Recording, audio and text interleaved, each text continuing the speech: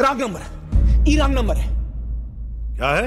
Wrong number. পিকে সিনেমাতে ঠিক যেমন পিকে ভাবে সবকিছু ঠিকঠাক বোঝে, অথচ একটা ছোট্ট ভুল মানে পাল্টে দেয় সব। সেই রকমই ভুল হয় আমাদের লেখায়, যখন চিহ্ন থাকে ভুল জায়গায় বা থাকেই না একেবারে। একটা কমা না দিলেই কি এমন হবে? বলছি হবে। জীবন মৃত্যুর ফারাক। দুটো বাক্য দেখো, লেটস ইট কমা গ্র্যান্ডমা, আর নাম্বার 2 লেটস ইট গ্র্যান্ডমা। দেখলে প্রথম বাক্যে আমরা ঠাকুমাকে ডেকেছি খেতে, আর দ্বিতীয় বাক্যে আমরা ঠাকুমাকেই খেয়ে ফেলেছি। এইটাকেই বলে পাংচুয়েশন, মানে যেসব চিহ্ন আমাদের লেখাকে বাঁচায় ভুল বোঝাবুঝি থেকে। বুঝিয়ে দিচ্ছে একে একে খুব সহজভাবে। নাম্বার 1 হচ্ছে কমা। কমা হচ্ছে বিরতির নিশানা, একটু দম নেওয়ার জায়গা।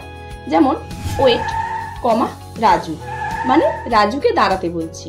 Number 2 full stop. Full stop বোঝায় শেষ। একটা বাক্য শেষ না করলে পরেরটা শুরু হবে কিভাবে? She said she will come full stop I waited. এখানে ফুল স্টপ না থাকলে মানে কিন্তু পুরো বদলে যাবে। Number 3 colon. কোলন মানে সামনে কিছু আসছে। For example, I need the following items colon eggs comma milk and bread. এই কোলন বলছে এরপর যা আসছে তা হচ্ছে আইটেমস। না দিলে লিস্টটা হুট করে শুরু হয়, পাঠক বোঝে না কি জন্য। নাম্বার 4 হচ্ছে ড্যাশ। ড্যাশ হচ্ছে একটা নাটকীয় বিরতি, যেটা মনোযোগ কেড়ে নেয়। যেমন he finally said it dash I love you.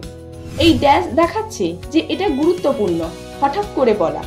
কমা দিলে এমন জোর আসতো না। মজার একটা পাংচুয়েশন কুইজ দিই, তুমি পারো কিনা দেখি। কোনটা ঠিক বলো?